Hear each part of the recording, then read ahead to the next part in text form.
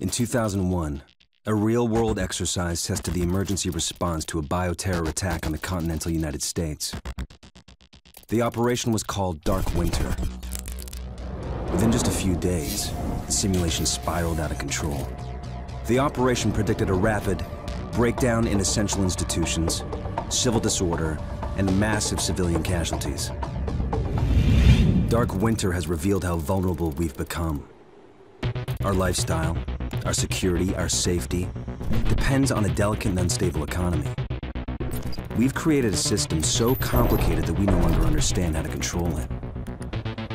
Oil, power, shipping, transport. We live in a complex world. And the more complex it gets, the more fragile it becomes. The system is built on a global supply chain that gets things where they're needed, just in time. We've created a house of cards. Remove just one, and everything falls apart. And what's fueling the system? Money. Americans can spend $90 billion in a single day of shopping.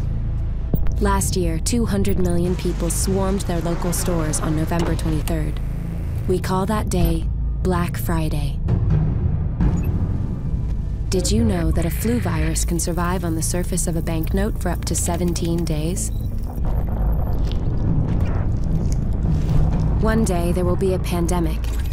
It could begin during the crush of Black Friday sales. A pathogen will jump from tainted banknotes to human skin, onto food, toys, children, and loved ones. By the time patient zero feels the first sore throat, millions of people will already be infected. From this point, the breakdown will happen fast. Day 1, hospitals will reach capacity. Panic will strike. Day 2, quarantine zones will be established. Resources will be rationed. Transport will go into lockdown. Day 3, international trade will stop. The oil will dry up. The stock market will collapse. Day 4, the power will fail. The shelves will be empty. The taps will run dry. And once hunger and despair take hold, people will do anything for survival. By day 5, everyone will be a potential threat.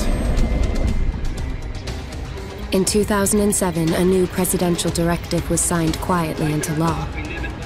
This maps out the government's response to a crisis, a plan to cope with a real dark winter. It is known as Directive 51. There are rumors of shadow agencies, sleeper cells, covert agents, but nothing can be confirmed. Our complex world is primed for breakdown. And once the chaos strikes, there won't be resources to save us all. The only question left is, what will it take to save what remains?